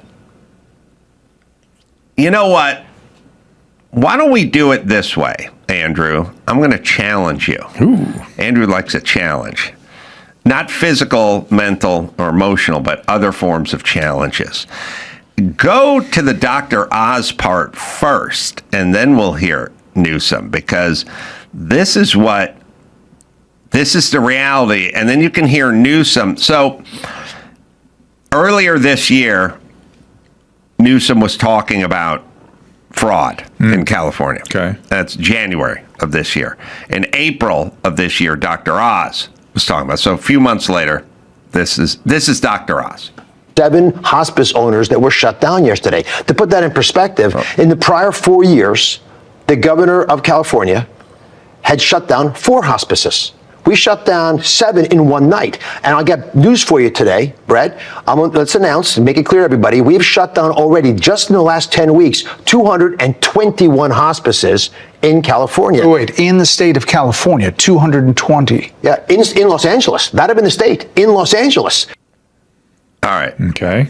All right. It's about getting shit done. Play it one more time. Started a breath earlier, please. Just so we can hear the beginning. Go ahead, right there. It's good. We've never seen from an administration. 7 hospice owners that were shut down yesterday. To put that in perspective, in the prior 4 years, the governor of California had shut down 4 hospices. We shut down 7 in one night. And I'll get news for you today, Brett. Let's announce and make it clear, everybody, we've shut down already, just in the last 10 weeks, 221 hospices in California. Wait, in the state of California, 220? Yeah, in Los Angeles. Not even the state, in Los Angeles. All right, so now, just a couple months before this is Newsom's response to this. But this is who Newsom is. And this is his game. This is his technique. If you want to watch his sort of sleight of hand, and he's skilled at it, it's a combination of sincerity and righteous indignation. Right. Yes. I'm so damn tired of people getting trampled on in this state. Yeah. Damn it. I'm tired of bullying people in this state. Damn it. We need to stand up. Yeah. Yeah, it's kind of a first you reel them in with the propaganda. Yeah, I'm a real guy. I'm super sincere, and so this is what he does best. If people want to know why he's effective, this is what it is. This is his take on California waste, fraud, and abuse, which, by the way, is going to be a billion, trillion, cajillion dollars. This is how he addresses it. With Dr. Oz. Might have well be living in Oz. Well, hospice, we've been after that for years and years before Oz was even on the scene. This is purely political. This is not about fraud and abuse.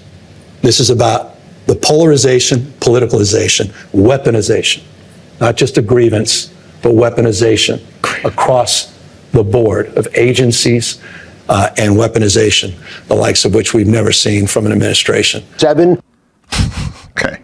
That's what he does best. He takes a subject, which is billions of dollars in waste on his watch in his state, and then gets indignant about it and says, this is an old subject. By the way, the one they do all the time, this is old news. This is old news. We already looked into this. I looked into this. I was the tip of the spear in this. What this is about is lawfare. Right. What this is about is weaponization of DOJ. He tried racism at first, remember? racism against Armenians. All right. You didn't hear that one? Right. That was the first move. Right. And So that didn't stick. this is what he does. This is why he's effective. He's indignant about this thing that is not about fraud. It's a political attack. See, everything's about politics for him. Right. Everything. So it But doesn't matter what reality But is. you know what it is? You know what it is? It's like, it's Shapiro says it all the time. He goes, when the Democrats find something, it's a scandal, and then when the Republicans find something, it's Republicans pounce. You know what I'm saying? So CNN go, Republicans pounce on Hunter Biden. You know, well, they're not that's a scandal. Yeah. His laptop's a scandal, but the headline says Republicans pounce. Right. It's interesting. So it's interesting thing. Now, if that is Donald Trump Jr.'s laptop, then it's suspicious activity on Trump Jr.'s laptop. You know what I mean? But it's not Democrats pounce. No. Democrats never pounce.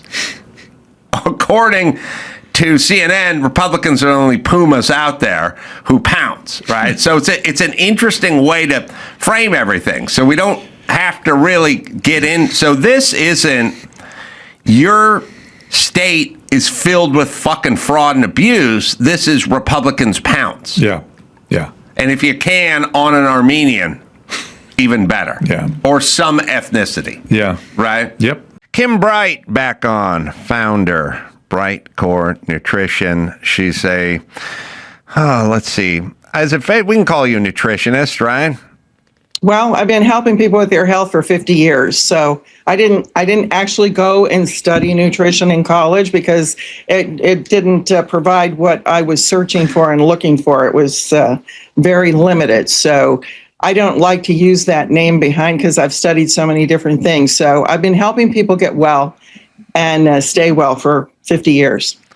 Yeah, I before COVID, maybe I tended to listen to the experts and the people with all the degrees on the walls and all the heads of this group and that group. And after COVID, I'm now officially suspicious at anyone who went through the system, went through the training. And by the way, it's kind of back when Harvard meant Harvard. Like when I was young, if you went to Harvard, oh my goodness, you went to Harvard. Now I'm like literally suspicious that you've been compromised, I guess I would say. But Kim we were talking off the air about this discovery, this ice cave that's so old, 5,000-year-old. They found a bacteria that's resistant to modern antibiotics. And I'm interested in your take on this because I avoided antibiotics my whole life because I was poor and my family was poor and we didn't have insurance. And I never had insurance and I just rode stuff out. I'd get strep throat and I'd just ride it out. I'd get anything I got. I just rode it out and I never took antibiotics.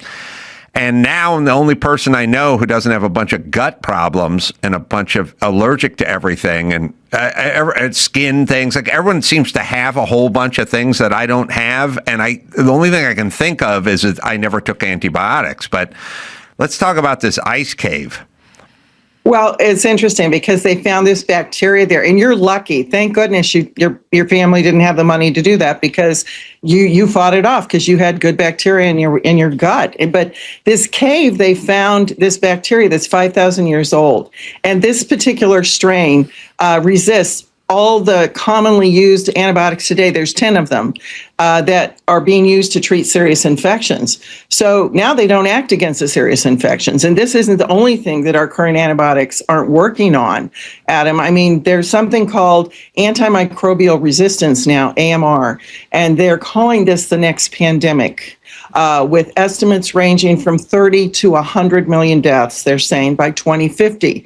Now, what happens is the antimicrobial resistance happens when germs like bacteria, viruses, fungi, and even parasites evolve to resist the medicines used to treat them, like this has done in this cave. But, let me read you some of the article titles. I study so many articles and research all day long. But I found this very interesting, these article titles that have come out just in the past week. This one's directly from the World Health Organization. And the next pandemic is already here. Antimicrobial resistance is upending centuries of achievements in global health. Hospital sewage fueling antibiotic-resistant bacteria. Superbug warning as doctors fear common infections could kill more people than cancer. And low-risk antibiotic has led to an almost unbeatable superbug. I mean, that's pretty crazy, right? I mean, infections are going to soon kill more people than cancer. Well, which would make it the second leading cause of death after heart disease then. Look, all nature is doing is trying to exist, whether it's a cockroach being, they talk about pesticides. And they go, we got to kill these pests. But then future generations are not affected by the poison because they bred it out, and that's just nature. Cockroaches aren't good or bad. They're just nature being nature. And, nature's sort of like ivy. It just grows on the side of houses. And if you come back in a year, there'll be more of it. And you come back in 5 years, it's going to keep going. It just keeps going. So bacteria is trying to defeat whatever it's trying to exist, and whatever we throw at it, it'll continue to try to figure out. And it always wins. It's just kind of the slow game. It always figures out a way to outsmart us. And as Dr. Drew would always say, there's no free lunches in nature. It just keeps going. And I've been noticing that all our sort of Western attempts at putting everything in a syringe and synthesizing everything and manufacturing everything, it's just making people fatter, more miserable, and less healthy. Well, when you put everything in a syringe, you're approaching the whole thing from symptoms rather than getting at the cause. I mean, there's this guy that his name was Chris Bond. Let me give you the example of this poor guy. He was just 19 when he had a severe infection that totally changed his life. This is how important that we get ourselves in good shape so we can fight infections. But he was 19 years old. He was fit and healthy. And then all of a sudden, Adam, out of the blue, he got sick and he had to go to the hospital. And they put him in an induced coma. And then he woke up to the devastating news that the antibiotics that they were using, it failed to stop his infection. And the doctors were forced to amputate both his legs, his left hand, and most of his fingers on his right hand. And, Chris, he's just one of a growing number of victims of this antimicrobial resistance. And doctors are basically running out of effective treatment options. And, it might sound strange to call him lucky, but I think he is actually lucky to have survived this.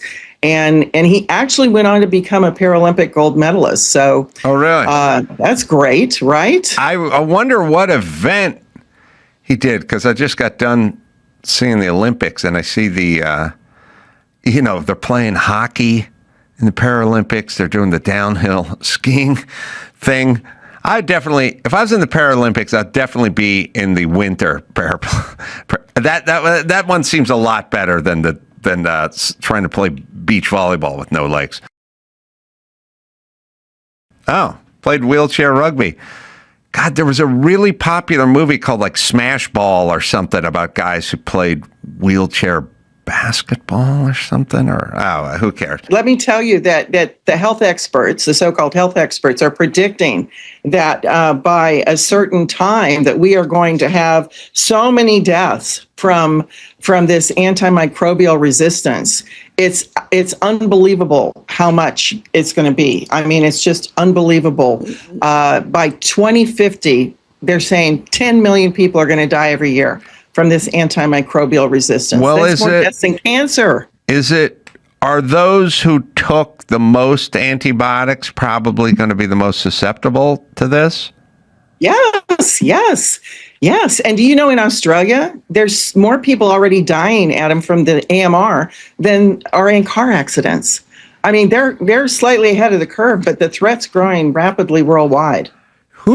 What are some of the countries that, I'm guessing Western countries used antibiotics the most, and then certain other countries probably use them the least. Like, well, yeah, you're more developed countries, because they had the money for that. But they introduced antibiotics, I think, back in 1940s, and of course they were touted as miracle drugs back then because they were saving millions of lives. But their success, what had happened was they were using them widespread and unnecessarily. They were used in both humans and agriculture. So they're actually reducing, because antibiotic means against life. So they kill off the good guys too. They kill the bad guys, but if you keep killing the good guys, you're going to end up with a very severely impaired immune system, because bacteria evolved so rapidly. And, the more antibiotics they're exposed to, the more opportunities they're going to have to develop the resistance we're talking about. And I think by 1960s, the resistant strains were already emerging. So over the decades, you can see how this is accelerated. And then, of course, you talk about the pharmaceutical companies, which the most important thing to pharmaceutical companies is not keeping us healthy. It's their bottom line. And so their incentives actually shifted because antibiotics, they're usually short course treatments. And they're intentionally supposed to be used sparingly to slow the resistance. And that's less profitability for long-term drugs for chronic conditions. So as a result, the pharmaceutical companies, they either reduced or abandoned their antibiotic research and development in favor of more profitable drug ventures like vaccines, because they're more profitable than the traditional antibiotics. Well, I don't think there's any question that we figured out that the big pharma's in the business of making money the same way big tobacco was in the business of making money, and it behooved them to have their own scientific data on the effects of cigarette smoke, just like now big pharma has their data, because they're in the business of making money. So just a side question for someone who's been there and done that for you, not to do with antibiotics, but all of this weight loss stuff, all this Ozempic business, it worries me. And I don't know what you think about it. I would assume you're not for it, but I've heard good things about it as well. So I'm not sure. What is your take on the latest craze from the pharmaceutical companies? Well, I think they stand to make a lot of money off of it, and I'm not for it, because you can lose weight by doing natural things. You don't have to use a drug that's going to alter the your gut in a way that is not good. And also, people are losing their eyesight. There's all kinds of side effects. The long list of side effects when you see a commercial on TV for any drug, right, Adam? I mean, some of them even cause death. I'm not saying Ozempic does that, but it's crazy. I mean, there's people out there that they want an immediate solution. I think in some cases, maybe, they were used for diabetics originally. But for the most part, I think it's just a fast fix for a lot of people. And I think they're going to be surprised in the end what's happened to their body. Yeah, it falls under the heading of no free lunches. Like, sorry, It's diet, it's exercise, it's all the stuff your grandpa knew and the founding fathers knew, and it's a way of life. And the shot part to fool your body into thinking it's not hungry, it might work temporarily, but big picture, I don't think.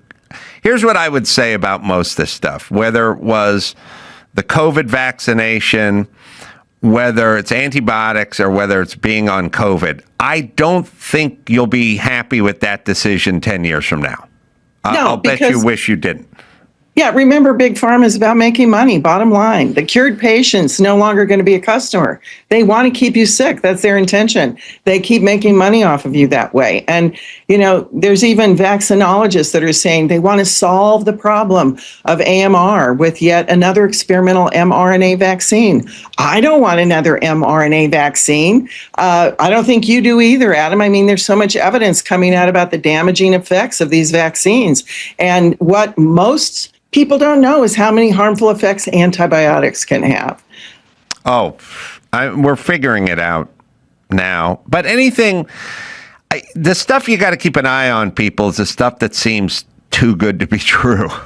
If it just, it's like when they go, oh, Weight Watchers has a dietetic fudge now that tastes just like regular. It's like, okay, it's too good. Don't buy it. Just don't eat fudge. And then when you do eat fudge, have good fudge, but don't do it that often. And then go for a walk afterward. And nature will take care of you. Exactly. Marty McCary. These guys all turned out to be correct all through COVID, even though they were being attacked, right?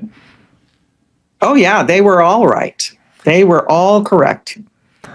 But I know there's a clip of Marty McCary we wanted to look at. The agency, and this is common of regulatory agencies, tend to fall behind and not be able to keep up with the times. I agree. We talked about that. The microbiome is the biggest frontier of medicine that we are not talking about, that we need to talk about.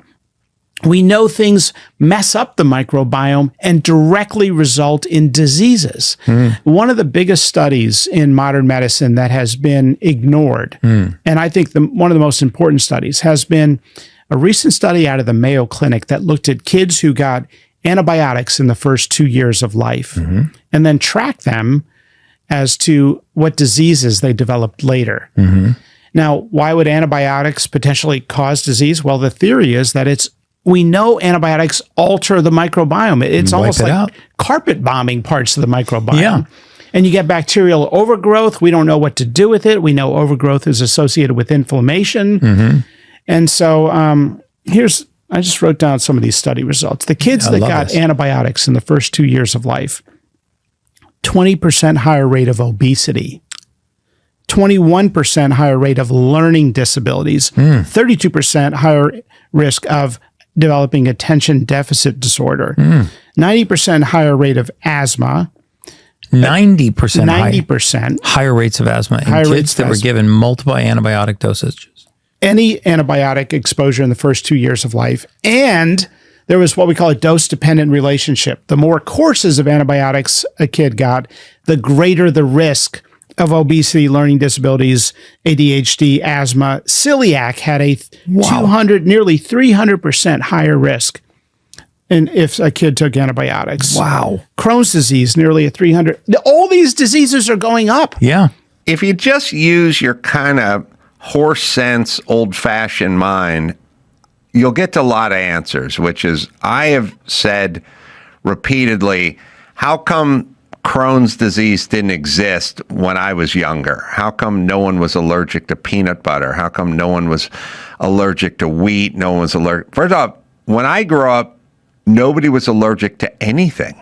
It was very rare. There was a couple, maybe a couple of hay fever nerds or something around, but I never knew. I hung out. All I did was hang out with other kids. That's all I did. As my whole childhood was just me and a whole group of neighborhood guys, and everyone ran around. There was no dietary restrictions. There's no allergies. There was nothing. And Crohn's didn't exist, and neither did all this other hyper deficit disorder and all these disorders.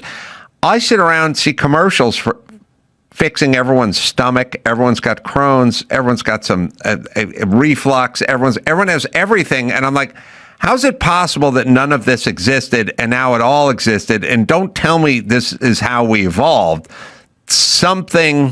There's some corollary. Something caused this. And I think we're finding out what it is.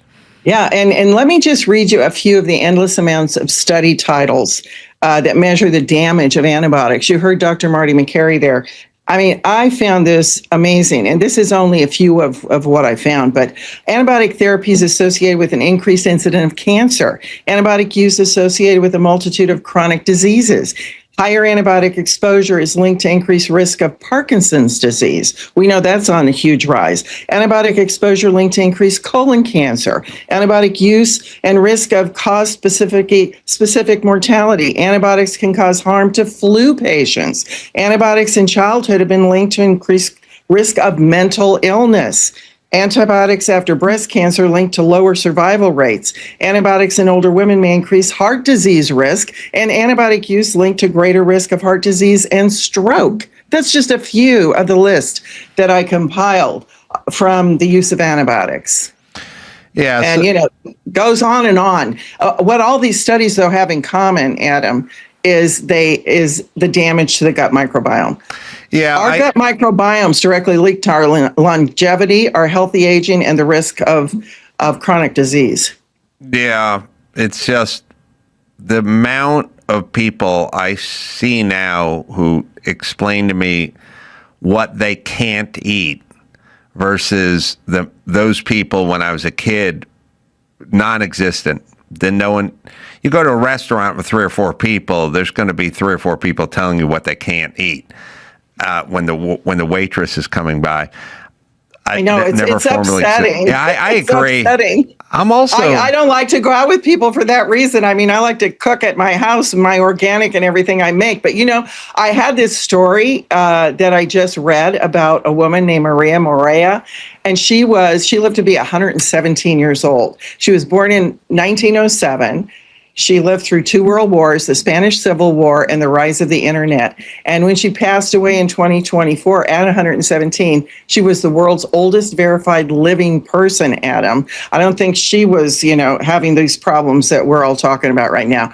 But obviously, her life wasn't easy. As a child, she crossed the Atlantic during wartime. She lost hearing in one of her ears after a fall. She lost her father to tuberculosis. And then she later married, raised 3 children, worked as a nurse during the Spanish Civil War.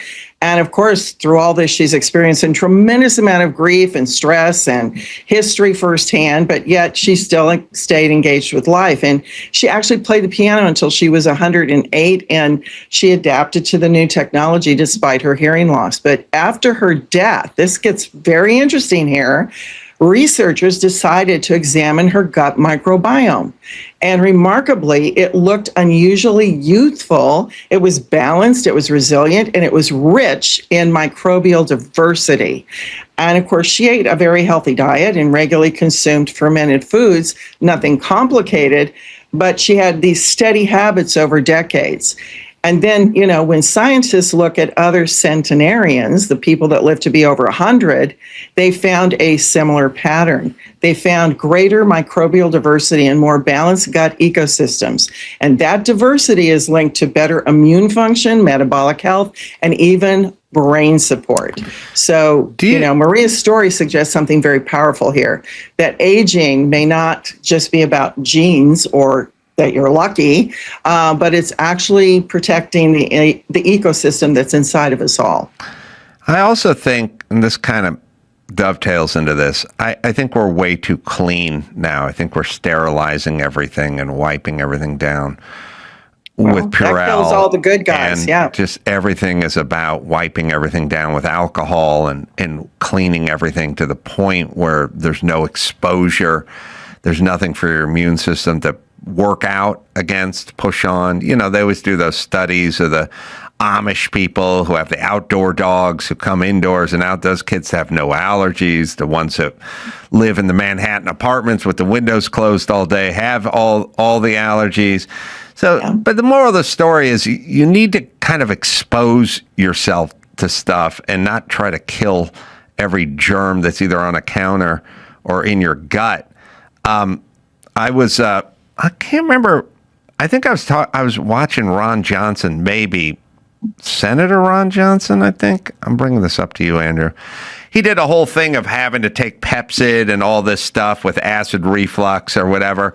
And it's the same thing. You get sort of perpetually married to these pills that you have to take before every dinner, and eventually it becomes a self-fulfilling prophecy. And he ended up curing it through some old-fashioned measure, but it's basically you have to take this pill because you have acid reflux, and at a certain point you have acid reflux because of the pill, and next thing you know, they've sold you $1 million worth of pills, and you're on it your entire life. So that's right. We talk, and longevity too isn't just about adding years. It's maintaining the quality of those years through a diverse, resilient gut. That's the strongest indicator of how well you're truly aging. And if you've got to take that kind of stuff, your gut is not in balance. It has dysbiosis. It's got more bad guys than good guys because your gut Adam's made up of microbes, both good and bad, from the time you're born. And this collection of the microbes collectively make up the gut microbiome. And when you take antibiotics or you take all those things you just mentioned, you're killing off all the good microbes and you're creating a state of dysbiosis in your gut. And dysbiosis is the cause of every health issue, and the microbial diversity will automatically decrease as we age, regardless of antibiotic use or other influences. But the presence of the good bacteria in our gut is what helps prevent harmful microbials from taking over. And the best way to prevent and treat that dysbiosis and the multitude of accompanying health consequences is actually to consume a centuries-old food called kimchi, because it's the only fermented food that contains over 900 unique strains of beneficial bacteria. Yep. Well, I took mine this morning. It's, cooking up kimchi or heating up kimchi. It's, if you live in a small apartment, it can fill the air with the scent. It's an acquired taste for most folk, but in the pill form, it's pretty easy. I just take them with whatever other vitamins I'm taking that morning. Oh, by the way, Senator Ron Johnson reveals he cured his acid reflux by hydrochloric acid after years of Zantac, Prilosec, and Nexium. Yeah, well, this grandpa knew right. Grandma, they knew what they were doing. That's right. And too, I wanted to say that kimchi helps your body fight off viruses like the flu. So you don't need flu shots like that. One recent study found that it could actually slow down the growth of the H1N1 flu virus. And a big reason for that is because it supports your immune system. 70 to 80% of our immunity is housed in our gut. And, kimchi, got to think of it. It helps your immune system stays balanced, and it strengthens your important immune cells that kind of act like scouts, where they go out and they spot the viruses early at them. Mm-hmm. And at the same time, it's going to regulate your body's response so it doesn't overreact and create all of this incredible amount of inflammation that it doesn't need because of some serious infection. It's not just the virus that causes the damage. It's the body going into the overdrive with too much inflammation. And kimchi's actually been shown to significantly reduce that inflammation and oxidative stress. Well, I think last time I talked to you, we were talking about RFK Jr. talking about how much he loved the kimchi and the fermented stuff. Let me ask you a question, may not be answerable. Kimchi is sort of the gold standard for the fermented stuff, but there's like sauerkraut. I love sauerkraut. It's interesting. You can't find sauerkraut at a restaurant anywhere in LA. And really, LA has 5,000 Indian restaurants and 5,000 sushi places, but no German or Hungarian places. Well, that's a battle for a different day. But in the fermented department, kimchi is sort of the heavyweight champ. How far down is like the king? Where's sauerkraut and where like pickles or something? Like is kimchi twice as good as sauerkraut or 10 times as good as sauerkraut? Oh, no. You have to guess it. 900 plus beneficial bacterial strains in kimchi and 28 strains of beneficial bacteria in sauerkraut. Oh, really? Eat your sauerkraut if you like it, but you're only getting 28 strains. So, there's your answer. And, during the early days of COVID-19, Adam, South Korea had a much lower death rate compared to any other country. And that's where kimchi started. And I know researchers have pointed out that Korea's high daily intake of kimchi, because they eat it every day, some of them even eat it at every meal, that it played a role in that. And it's so packed with bioactive compounds and probiotics that make it harder for viruses to even enter into our cells. And even back in 2003, I think, when the SARS outbreak happened, South Korea reported 0 deaths. And there were so many deaths all over the world from that. And again, researchers are looking at kimchi's antiviral and probiotic properties as the determining factor. So, kimchi's got powerful, what they call antifungal properties. And that's because it's rich in the beneficial bacteria like Lactobacillus plantarum and Lactobacillus sakei. And as kimchi ferments, these bacteria naturally are producing compounds that make it really hard for molds and yeast and parasites to grow. And in lab studies, certain strains found in kimchi have reduced the growth of harmful molds, and something like aspergillus. Now get this, by up to 97%. That's amazing. And then they basically create an acidic, unfriendly environment for the pathogens to grow in. So kimchi is so amazing with those 900 plus beneficial bacteria. It goes far beyond any other fermented food out there, but all fermented foods are good to eat, keep your body healthier. But you want the king of foods when you're really trying to deal with these heavy duty pathogens, especially if you've been on a lot of antibiotics. Yeah, well, most people, I would say, growing up in the United States, probably anyone listening under the age of 50, maybe under the age of 40, certainly under the age of 30, has just showered their gut with antibiotics all through your life. And so we're going to have to try to right that ship.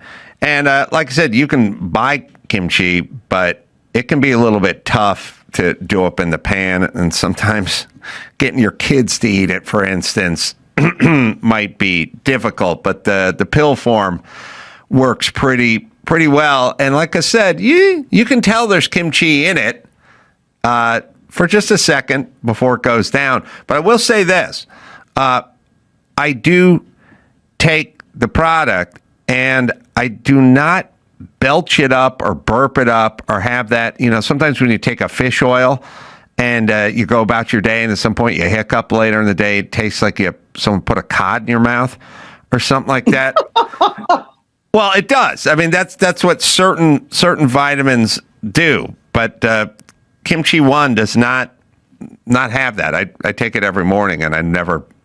It's potent, but I cannot feel the effects of it. You wouldn't know it. You wouldn't know it. You know, burping up or later on the toilet. Like, it doesn't have any. It doesn't come with that baggage, I guess, is what I'm saying. Well, I'm glad to hear that. And, you know, in simple terms, the kimchi helps crowd your body, you know, crowds out the fungus and the bacteria and even parasites, while it strengthens your natural defenses. So it's great that it doesn't come back up on you. And, you know, everything that has been mentioned about the harmful effects of antibiotics also can, you know, it can change when you put the right strains in, like in kimchi.